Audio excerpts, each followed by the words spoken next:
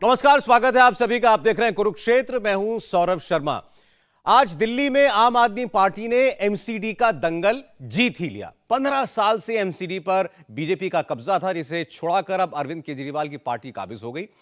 250 सीटों की यह जंग बहुत शानदार भी रही। दोनों ओर से जीत के दावे किए गए थे और इसी तरह का दावा कल यानी 8 दिसंबर को लेकर भी किया गया है सभी पक्षों की तरफ से।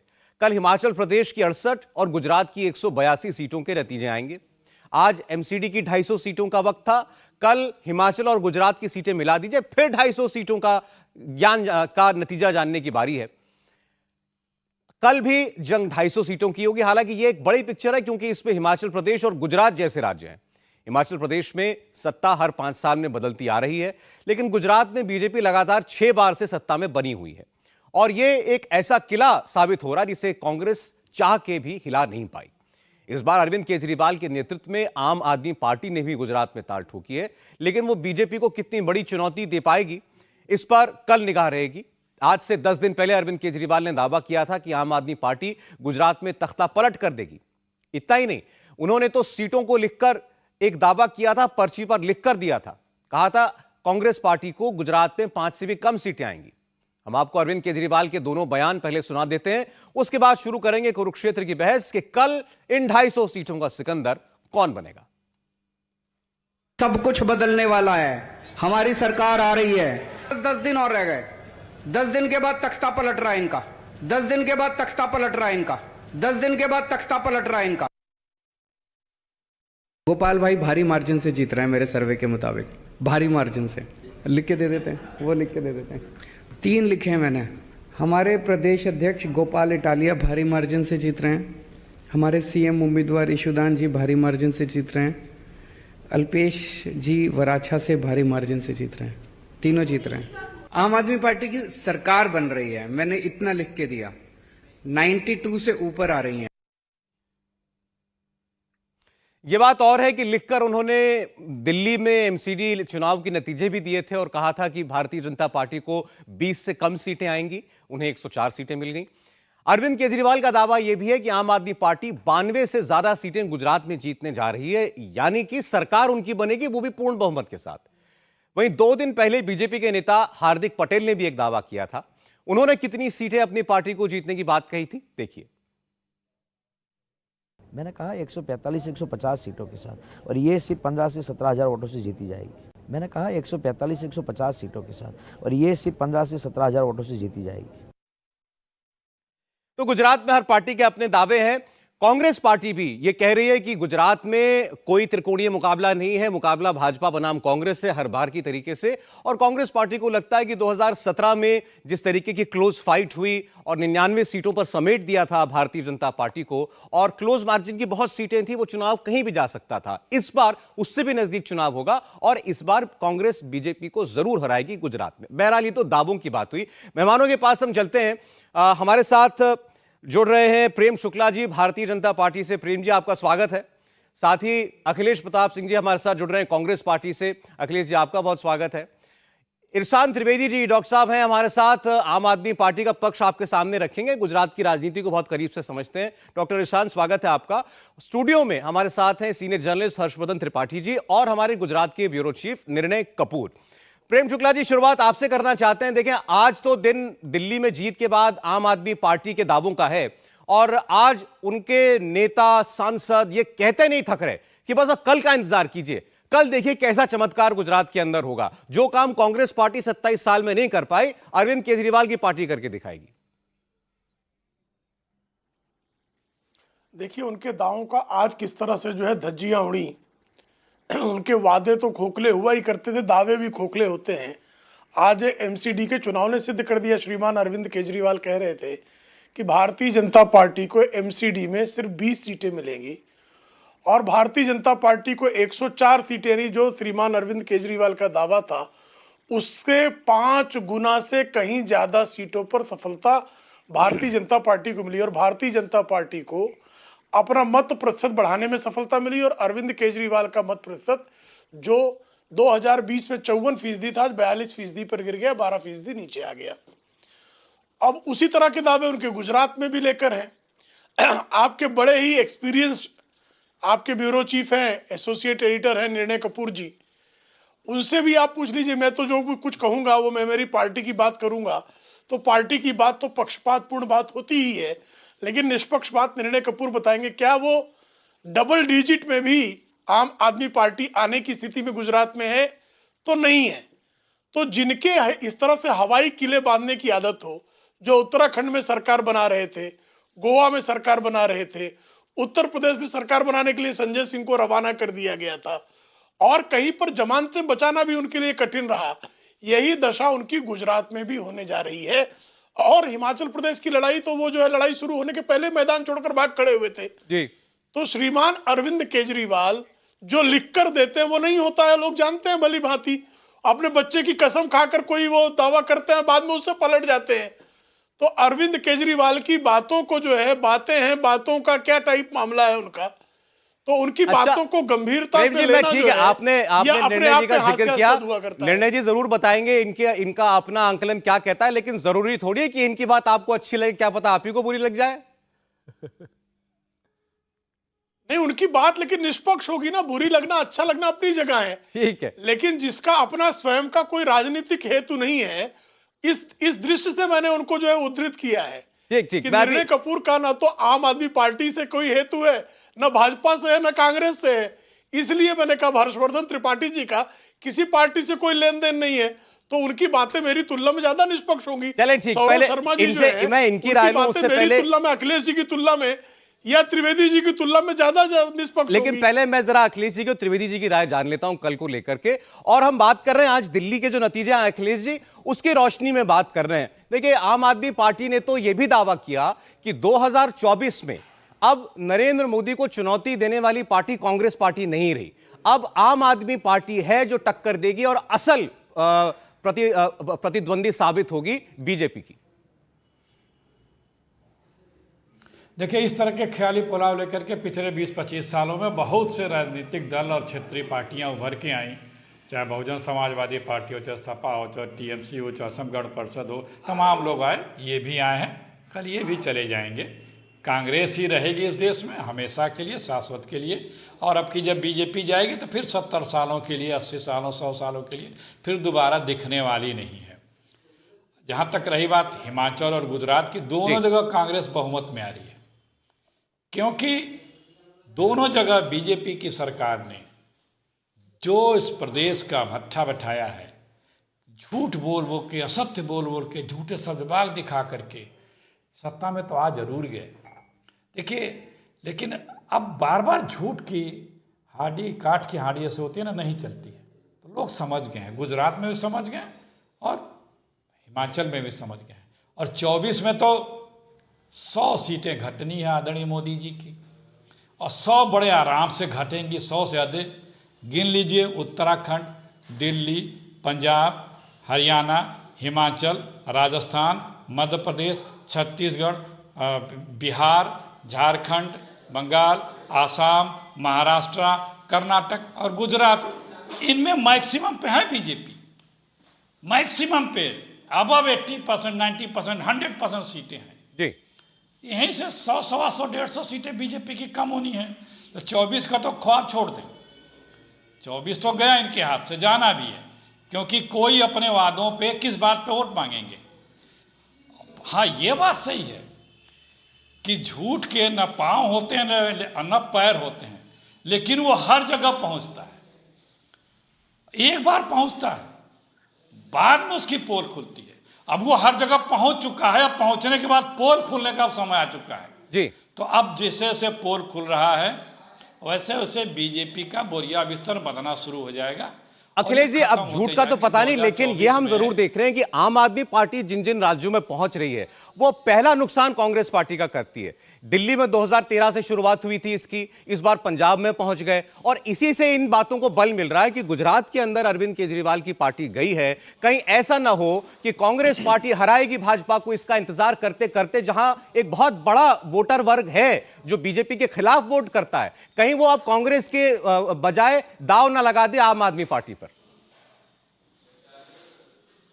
देखिए, हिंदुस्तान में जितने भी राजनीतिक दल हैं कमोबेश सब कांग्रेस के ही वोट लिए हैं। तो ऐसा इसका मतलब था कि कांग्रेस खत्म हो गई है। चाहे समाजवादी पार्टी हो, चाहे बहुजन समाजवादी पार्टी हो, कई पार्टियां तो कांग्रेस के नाम से हैं। तृणमूल कांग्रेस, नेशनलिस्ट कांग्रेस, एक साउथ में है, कई तो हमारे नाम से हमें से निकल के अलग हुए हैं। तो कांग्रेस थोड़ी कम ज्यादा होती रहती है जी। लेकिन जब कम होती है उसके बाद कुछ दिनों बाद दूनी ताकत से आगे बढ़ती है, क्योंकि लोग सोचते हैं, लोगों की बातों में लोग विश्वास करते हैं कि हाँ ये आदमी कह रहा है, एक बार इसको मौका दिया जाए। लेकिन जब लगता है कि हम ठगे गए हैं, इस आदमी ने जो सब्जबाग दिखाया था वो झूठा था जी। जैसे हमारे आज के प्रधानमंत्री जी के बातों को लेकर के लोगों को यकीन नहीं होता कि जो कहे थे, जो कहे करने की बातें की थी, उसका जिक्र तक नहीं करते हैं, करना तो छोड़ दीजिए। तो उसके बाद जब आदमी वहां से हटता है ना, तो वो बड़ी बुरी तरह पराजित होता है। और वो स्थिति में बीजेपी आ चुकी है। धीरे धीरे 2024 तक जितने भी असेंबली के चुनाव होंगे, संभवतः ही कोई राज्य। आप कह रहे हैं बीजेपी के झूठ का खुलासा हो चुका है, जो सब्ज़बाग दिखाए थे वो अब जनता उसकी हकीकत जान चुकी है, और अरविंद केजरीवाल जी के दावे जैसे दावे करने वाली बहुत पार्टियां आई, उनका जो हश्र हुआ वही होगा आम आदमी पार्टी का भी। डॉक्टर ईशान त्रिवेदी के पास जाना चाहते हैं। डॉक्टर साहब ये बताइए, मैं खास तौर पर गुजरात के परिप्रेक्ष्य में पूछना चाह रहा हूं आपसे, दोनों पार्टियां बीजेपी और कांग्रेस ये वहां के वोटर को याद दिलाती रही कि कोई त्रिकोणीय मुकाबला मत समझिए कोई तीसरी पार्टी गुजरात में पहुंची है, मुकाबला है भाजपा बनाम कांग्रेस। और ऐसा लगा दोनों पार्टियों को इस बात का डर है कि अगर हमने तवज्जो दी आम आदमी पार्टी को तो नुकसान करेगी हमारा। क्या आपको अभी तक क्या लग रहा है, कल तो नतीजे आ जाएंगे? सर, मैं सबसे पहले प्रेम शुक्ला जी को, जितने भी बीजेपी के पार्षद जीते हैं, और कांग्रेस के हमारे जो सर है अखिलेश सर, मैं उनको भी रिक्वेस्ट करूंगा और मैं उनको बधाई दूंगा कि कांग्रेस के जितने पार्षद जीते हैं। बस यही फर्क है कि हम जीत के भी नरेंद्र मोदी जी का आशीर्वाद मांगते हैं, और वो हार कर भी इस तरीके से थोड़ी सी ये झूठी पार्टी, दावे झूठे, वादे झूठे, अभी भी वही फॉर्मेट में है। तो कोई बात नहीं, लेकिन मैं उनको एक रिक्वेस्ट करूंगा, वो अपने पार्षदों को भी बताएं कि जो जीते हैं, हारे हैं, जो भी पार्षद, उनका बिजली का बिल का वो सब्सिडी फॉर्म भर दीजिएगा, ताकि उनको भी है ना 200 यूनिट बिजली फ्री मिल जाए। दूसरी बात की मैं गुजरात की बात करूं तो गुजरात में ऐसा प्रचार इन लोगों ने शायद इसीलिए किया होगा कि शायद उनको ये आम आदमी पार्टी करके एक नई ताकत बन के, एक्चुअली आइडियली सबको वेलकम होता है, लोकशाही में सबको वेलकम होना चाहिए, दोनों सबको अपनी बात रखने का, अपनी बात कहने का हक है। लेकिन जिस प्रकार से यहाँ पे तीसरी पक्ष है कहाँ, दूसरा पक्ष कहाँ है, पहले तो मुझे ये बताइए। इतनी सारी सीटें, जो पहले का इलेक्शन था वो हज के नाम से लड़ा गया, हार्दिक, अल्पेश और ये जिग्नेश मेवाड़ी, उसमें से हार्दिक और अल्पेश तो वो बीजेपी में चले गए। 77 सीट थी, उसमें भी उनके 17 से ज्यादा पार्षद है वो बीजेपी में चले गए। तो सर तीसरा पक्ष नहीं, मैं तो बोलूंगा दूसरा पक्ष कहाँ है। तो अब ऐसे वक्त में एक मजबूत विपक्ष की जरूरत है। तो मैं ऐसा मानूंगा कि डॉक्टर साहब देखिए, ऐसा नतीजे कल आ जाएंगे, मैं लेकिन आज के नतीजों का एक सबक और है। आप जो बात कर रहे हैं कि गुजरात में दूसरा पक्ष है कहां, मैं आप सीधे कांग्रेस पार्टी की बात करें कि कांग्रेस है कहां, लड़ाई आम आदमी पार्टी और बीजेपी की बता रहे हैं। आज के चुनाव नतीजों को लेकर भी अरविंद केजरीवाल ने यह कहा था कि 200 से ज्यादा सीटें आम आदमी पार्टी जीतेगी, बीजेपी को 20 सीट आएगी, यह भी कहा था। अब ऐसे ही बड़े बोल आप बोल रहे हैं कल गुजरात के लिए, कल कहीं कुछ और ना हो जाए। जो भी होगा, आज जनता ने जो भी हमें आदेश दिया, क्या केजरीवाल जी ने ये बोला, क्या बात कर रहे हैं, आपको तो 200 सीट देनी थी, आपने क्यों 134 दे दी, ऐसा तो अरविंद जी ने नहीं कहा। अरविंद जी ने बोला आप लोगों ने, जनता ने, दिल्ली की जनता ने जो भी किया उसका शुक्रिया अदा किया। वैसा ही गुजरात में होगा। गुजरात में आप अभी कल का दिन है, देखते हैं जिस प्रकार से अपना एक अनुमान बताइए आप कल के लिए, आपको क्या लगता है आम आदमी पार्टी का परफॉर्मेंस कैसा रहेगा, वोट और सीट? गुजरात राज्य आम आदमी पार्टी को नेशनल पार्टी बनने की राह देने के लिए खड़ा होने वाला राज्य बन रहा है, और उसमें मेरा ऐसा मानना है कि आम आदमी पार्टी सही में एक मजबूत विकल्प के तौर पे बाहर आएगी। करेक्शन कर लिया मैं आंकड़े इसलिए नहीं बोल रहा हूं, मैं 15 से 20% वोट शेयर की बात, जैसे कि जो उसमें आया है रुझान में, लेकिन मेरी सीट है वो इस अनुमान से, जो रुझान के अनुमान है उससे ऑलमोस्ट डबल सीट के अनुमान मुझे लग रहे हैं। चले ठीक है, आप कम से कम एग्जिट पोल की दुगनी सीट की बात कर रहे हैं। मैं तो सारे एग्जिट पोल में जो आपको अधिकांश मैक्सिमम सीट दी गई, किसी एक पोल ने दी तो वो 20 सीट थी, तो मैं आपकी बात को मानता हूं। आप कह रहे हैं हमको 40 सीट आ जाएंगी, तो फिर अरविंद केजरीवाल जी की बात याद आती है, उन्होंने लिख कर दिया था कांग्रेस पार्टी को 5 से कम सीट आएगी। अब कांग्रेस पार्टी को 5 से कम सीट आएगी, ये दो ही सूरत में हो सकता है कि या तो ये बीजेपी 150 के ऊपर चली जाए या आप 92 के ऊपर चली जाए, इन दोनों में से कुछ भी होता हुआ आपको दिखाई दे रहा है क्या? तो पहले हर्षवर्धन जी, फिर निर्णय जी। दूसरी बात मैं स्वीकार कर लेता हूं कि आम आदमी पार्टी किसी 92 के ऊपर चली जाए। अभी तो आपने खुद बताया था 40 के आसपास आएगी। अच्छा ठीक, मेरा अनुमान है हर्षवर्धन जी। सर, ये मेरा देखिए अनुमान सौरभ हो जी, सकता है ना। आप मेरे अनुमान के ऊपर और आप मेरी अरविंद जी के साथ कैसे कंपेयर सकते हैं? मैं एक छोटा आदमी हूँ, अरविंद जी बहुत अच्छे इंसान है, दोनों की कंपैरिजन नहीं हो सकती। चलिए ठीक, हाँ हर्ष जी। नहीं ठीक है, डॉक्टर ईशान त्रिवेदी को इसके लिए पहले तो साधुवाद कि उन्होंने आपके सवाल सुनते सुनते अपना उत्तर बदल दिया। उन्होंने कहा भाई हम राष्ट्रीय पार्टी बनने की तरफ बढ़ रहे हैं और बड़े अच्छे से पक्ष रखते हैं ये आम आदमी पार्टी का। लेकिन ये सच्चाई तो हर गुजराती जानता है ना कि भाई वहाँ भारतीय जनता पार्टी और कांग्रेस पार्टी है। कांग्रेस पार्टी की मैंने अभी एक बात कही, निर्णय जी ने दुरुस्त किया उसे, और मुझे लगा कि वही ठीक कह रहे थे। मैं हमेशा कहता हूं चैनलों पर कि देश में सबसे स्ट्रांग कैडर अगर कांग्रेस पार्टी का किसी राज्य में है तो गुजरात है। ये मैं लगातार कह रहा हूं। निर्णय जी ने कहा कि नहीं कैडर नहीं वोटर, मुझे लगता है ये वाला ज्यादा सही है।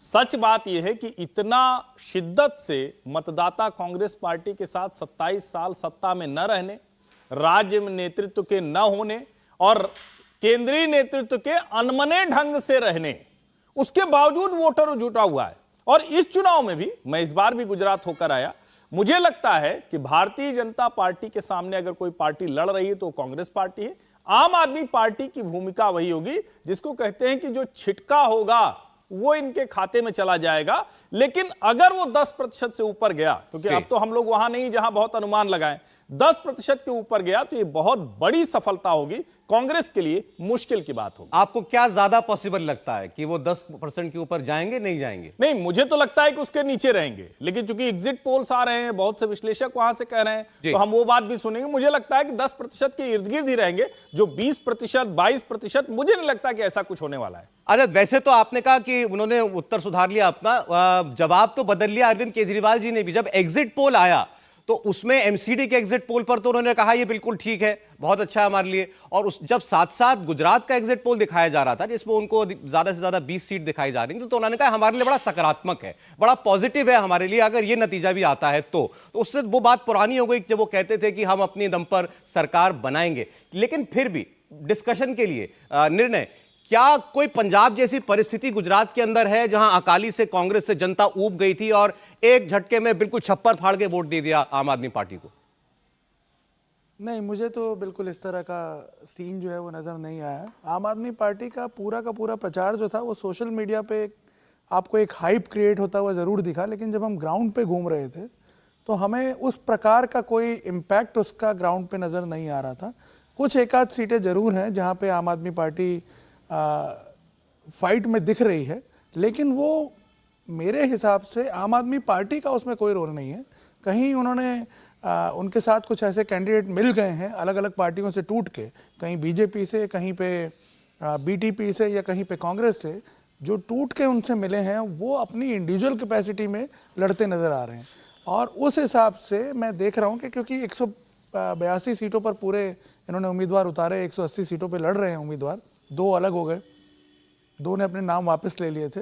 तो उस हिसाब से कुल मिला के मुझे लग रहा है कि सौराष्ट्र और साउथ गुजरात के जिस रीजन में इन्होंने सबसे ज़्यादा कंसंट्रेट किया था, उस हिसाब से इनका जो पोलिंग परसेंटेज है, वोटिंग परसेंटेज जो है, वो वोट शेयर करीब 10 से 12% के आसपास जाएगा, ऐसा मुझे लग रहा है। लेकिन वो उन सीटों की वजह से जाएगा क्योंकि हम आम आदमी पार्टी को डिसअपॉइंट नहीं करना चाहते हैं, लेकिन मुझे ऐसा लग रहा है कि महज 3 से 4 सीट ऐसी हैं जहां वो जीतने की कगार पे हैं, लेकिन वो भी अभी बहुत फाइट में है सीटें। जीतेंगे ये तय नहीं है। जीतेंगे ये हम अभी से नहीं कह सकते, क्योंकि देखिए आम आदमी का पार्टी का ना कोई बैकड्रॉप नहीं है हमारे पास, कोई पुराना इतिहास नहीं है कि उन्होंने पहले कैसे परफॉर्म किया है। अगर आप पुराने इतिहास को देखेंगे तो 2017 में तो 0.5% वोट है। अभी आप जो बात कह रहे थे कि आम आदमी पार्टी का जो वोट है वो कांग्रेस और बीजेपी की तरह पूरे राज्य में इवन वोट नहीं है, कॉन्सेंट्रेटेड है किसी किसी जगह पर। देखिए सेंट्रल गुजरात और नॉर्थ गुजरात में तो आम आदमी पार्टी पूरी तरह नदारद है।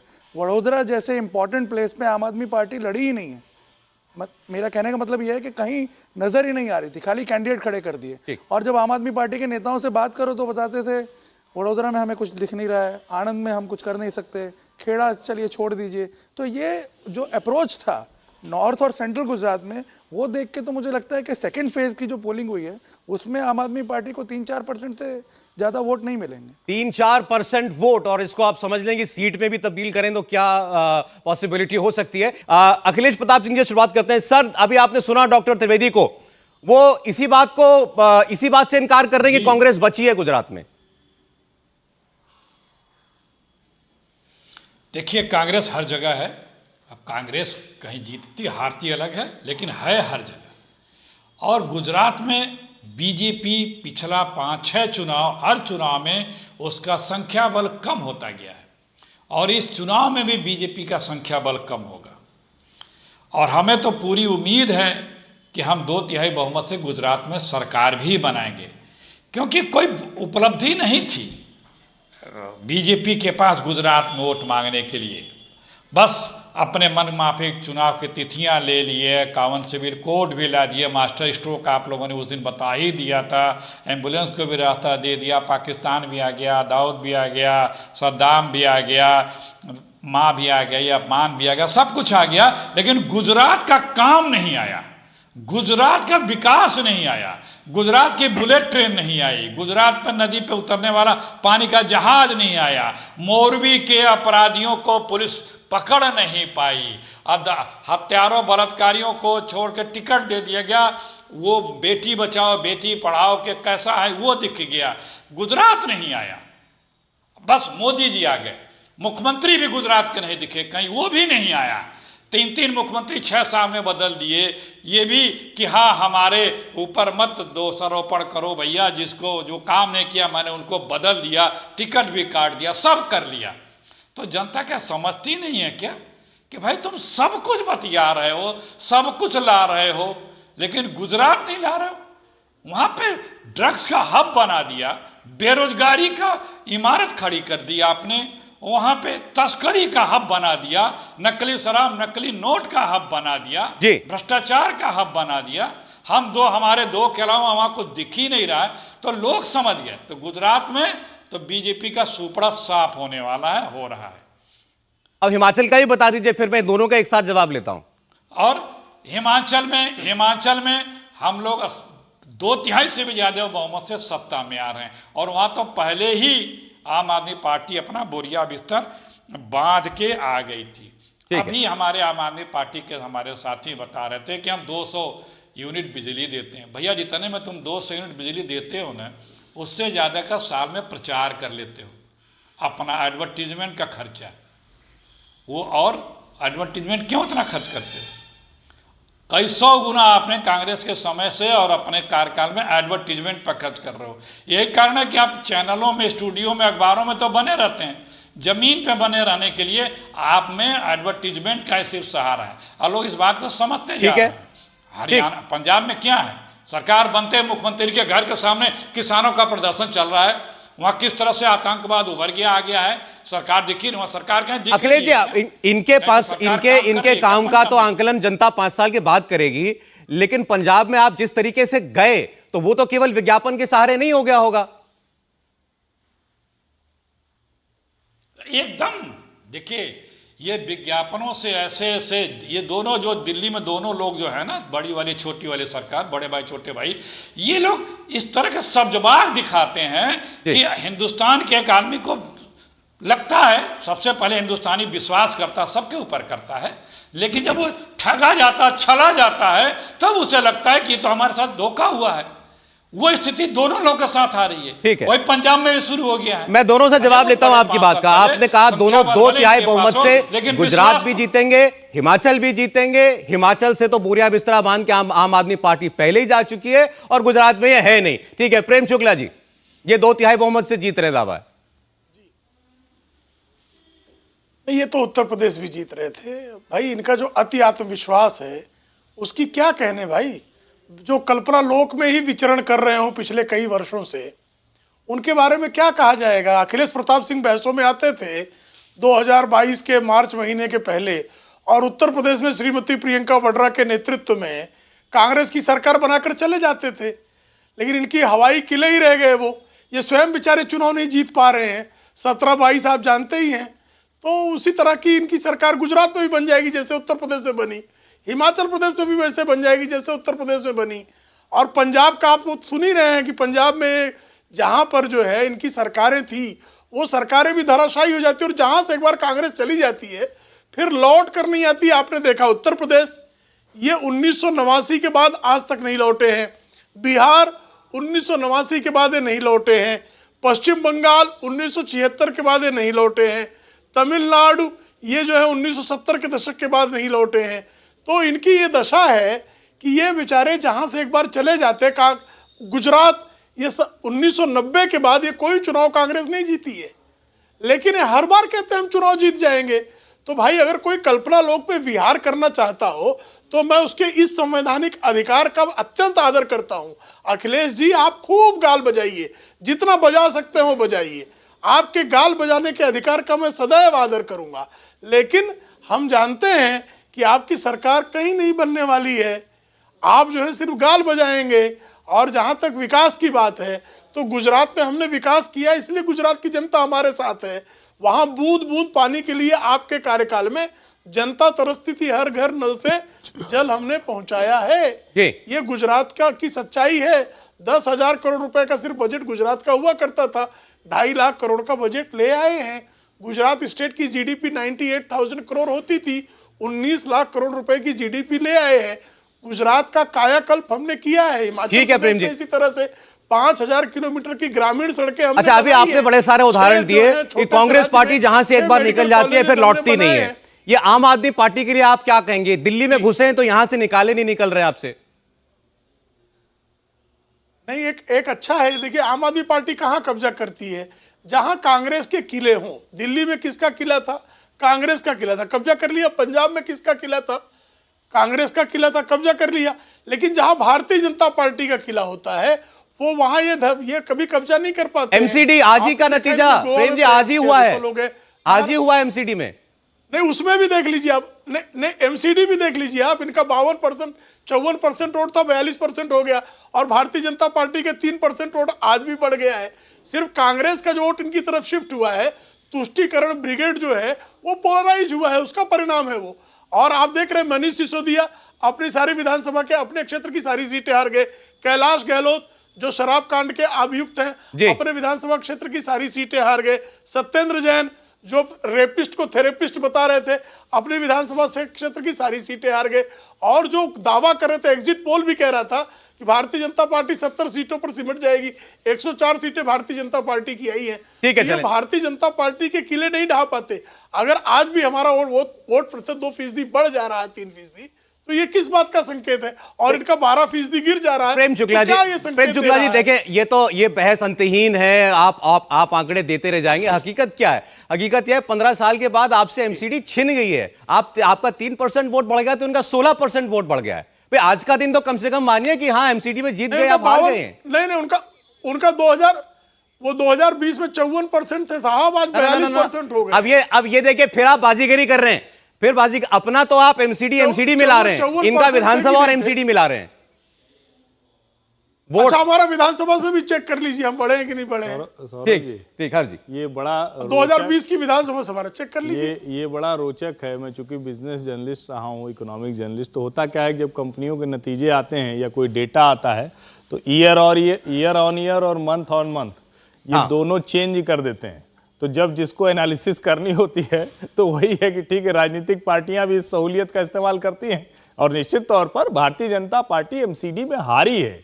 ठीक है कि 100 के ऊपर बनी हुई है और ये दिखाता है कि वो मजबूत बहुत है यहाँ, लेकिन हारी है। और पूर्ण बहुमत के साथ अगर 134 है तो अरविंद केजरीवाल जी की पार्टी को पूरा बहुमत यहां मिला है, ये स्वीकार करना चाहिए। ठीक। अच्छा, हमारे सामने क्योंकि गुजरात की हम ज्यादा बात कर रहे हैं, 3 परिस्थितियां हैं और हम लोग फिर बार बार आम आदमी पार्टी पर चर्चा केंद्रित इसलिए कर रहे हैं क्योंकि आम आदमी पार्टी की परफॉर्मेंस पर बहुत कुछ निर्भर करता है कि गुजरात का नतीजा क्या होगा, या बीजेपी का जाना होगा या किसी और का आना होगा। तो ये 3 पॉसिबिलिटी निर्णय आपके सामने रख रहा हूं आम आदमी पार्टी की। एक, जो गोवा में हुआ, जो उत्तराखंड में हुआ, बहुत कहा हम सरकार बनाएंगे, हुआ कुछ नहीं, डिपॉजिट जब्त हो गया। दूसरा, आप पिछली बार का दिल्ली का एमसीडी का चुनाव मान लीजिए, 38 सीट शायद उनको आई थी, तो एक आप कह सकते हैं कि लड़ाई में थे, कुछ वोट भी मिला, कुछ सीट भी मिली। और नंबर 3 है पंजाब, जहां पर बिल्कुल एक तरफा वोटिंग हो गई, जिससे आप पहले इनकार कर चुके हैं। बाकी 2 में से किसकी संभावना लगती है? देखिए, मुझे जो दूसरी संभावना है उससे मिलती जुलती परिस्थिति, कुछ वोट कुछ सीट, कुछ वोट कुछ सीट, और वो भी इसलिए क्योंकि आम आदमी पार्टी ने एक ऐसे समय में एंट्री ली गुजरात में जब 27 साल की एंटी इनकम्बेंसी फेस कर रही है बीजेपी, और जब 27 साल तक कोई एक पार्टी लगातार रूल करती है, जाहिर सी बात है उसके खिलाफ स्टेट लेवल पे एट लार्ज और लोकल लेवल पे भी, क्योंकि बहुत सारे ऐसे एमएलएज हैं जो 4-4 टर्म 5-5 टर्म से जीत के आ रहे हैं, उनके खिलाफ भी लोकल लेवल पे काफ़ी एंटी इनकम्बेंसी होती है। आपने देखा होगा बीजेपी खुद इससे जूझ रही थी, पिछले साल पूरी सरकार का चेहरा बदल दिया गया। तो एक ऐसी, और सबसे बड़ी बात यह थी कि कांग्रेस पूरी तरह तैयार नहीं थी उस सिचुएशन से निपटने के लिए। कांग्रेस चाहती, अगर कांग्रेस सही में फोकस होकर लड़ती और शुरू से अपनी तैयारी करती, तो शायद कांग्रेस वो विकल्प आम आदमी को बनने ही नहीं देती। वहाँ एक स्पेस मिला, आम आदमी पार्टी एंटर हो गई। आम आदमी पार्टी जब एंटर हुई, परिस्थिति को उसने बहुत ही, मैंने एक चीज़ देखी कि इन्होंने काफ़ी तरीके से चीज़ों को हैंडल करने की कोशिश की है। जिस तरह से आम आदमी पार्टी ने, आप देखिए आज गुजरात के अंदर 182 की 82 सीटों पे वो चुनाव लड़वा रही है, तो ये अपने आप में एक बहुत बड़ी मैं कहूँगा उसकी इस लेवल पे तो उपलब्धि है कि 182 उम्मीदवार, क्योंकि शुरू में तो हमें ऐसा ही लग रहा था कि ये लोग 182 उम्मीदवार ढूंढ भी पाएंगे या नहीं ढूंढ पाएंगे, क्योंकि 2017 की सिचुएशन हमारे सामने थी जब इन्होंने 40 उम्मीदवार खड़े किए थे और तमाम पे इनकी डिपॉजिट चली गई थी। लोकल सेल्फ गवर्नमेंट में के जो चुनाव हुए 2020 में माफ़ कीजिएगा, उसमें सूरत की परफॉर्मेंस को छोड़ के बाकी सब जगह इनके तमाम उम्मीदवारों की म्यूनिसिपल कॉर्पोरेशन में डिपॉजिट चली गई। सूरत में भी हम जानते थे परिस्थिति ये थी कि वो लोग थे जो आंदोलन से जुड़े हुए थे और कांग्रेस से नाराज होकर आम आदमी पार्टी में आ गए थे। ठीक है, तो इस हिसाब से मुझे लगता है कि इन्होंने एंट्री तो ली, लेकिन बाद में जिस तरह से अपने आप को कंसोलिडेट करना था, मुझे नहीं लगता उस तरह से कर पाया। और अगर जो प्रचार भी किया है तो इनके पास वो कैडर ही नहीं था जो उसको आगे थोड़ा सा पुश कर सके। अखिलेश जी शॉर्ट में बोलेगा, आपका भी जवाब आ जाए, फिर प्रेम जी का भी। देखिए, हमें तो लगता है कि जो ये ख्वाब देख रहे हैं कि मिनिमम वो गुजरात से एक राष्ट्रीय पार्टी का दर्जा पालेंगे, हमारा अपना फीलिंग है कि वो भी संभवतः उन्हें नहीं मिल पाएगा, क्योंकि पूरे गुजरात से 6% वोट चाहिए होगा, तब राष्ट्रीय पार्टी 6% वोट नहीं मिलेंगे आम आदमी पार्टी को गुजरात से। सीटें 1, 2, 3 हो सकती हैं, वोट 6% हमें मिलने की संभावना बहुत कम लग रही है, कांग्रेस ही आएगी। और देखिए, ये अब धीरे धीरे हर कोई जानने लगा है कि झूठ की राजनीति को लोग अब समझने लगे हैं, परखने लगे हैं, और ये झूठ बोलने वालों की तादाद जैसे जैसे बढ़ रही है ना, वैसे वैसे लोग और अलर्ट हो रहे हैं कि एक और असत्य बोलने वाला, झूठे शब्द दिखाने वाला आ गया। हम लोग को ये दिखा करके और तरह तरह के अच्छी बातें करके सत्ता में आ जा रहे हैं, और कोई मदद या चलिए अखिलेश जी, आप ही की आपने जो दावा किया इसी पर फाइनल कमेंट ले लेता हूं मैं, डॉक्टर इरशान का भी, प्रेम जी का भी। प्रेम जी पहले बताइए, आप, अखिलेश जी ने कहा 6% वोट नहीं आने वाला आम आदमी पार्टी को, राष्ट्रीय पार्टी बनने का ख्वाब गुजरात से तो पूरा नहीं होगा, आप सहमत हैं? ये प्रश्न मुझसे है? जी हाँ, जी हाँ। देखिए, वो कितने परसेंट पाएंगे उससे मेरा कोई ये नहीं, लेकिन हम इतना निश्चित जानते हैं कि भारतीय जनता पार्टी रिकॉर्ड मत प्रतिशत पाएगी, और भारतीय जनता पार्टी सारे रिकॉर्ड ध्वस्त करते हुए 2/3 बहुमत से बहुत ज्यादा सीटों को जीतने में सफल होगी। अब आम आदमी पार्टी का हम अनुमान क्यों लगाएं? चलिए ठीक है, आप ही के अनुमान पर कल सुबह 6 बजे से लगातार बात होगी। बहुत शुक्रिया प्रेम शुक्ला जी, अखिलेश प्रताप सिंह जी, डॉक्टर इरशान त्रिवेदी, निर्णय आपका, और हर्षवर्धन जी आपका बहुत धन्यवाद। इंडिया टीवी हर वक्त हर जगह डाउनलोड करने के लिए सर्च करें India TV news Google play store या ऐप स्टोर पर।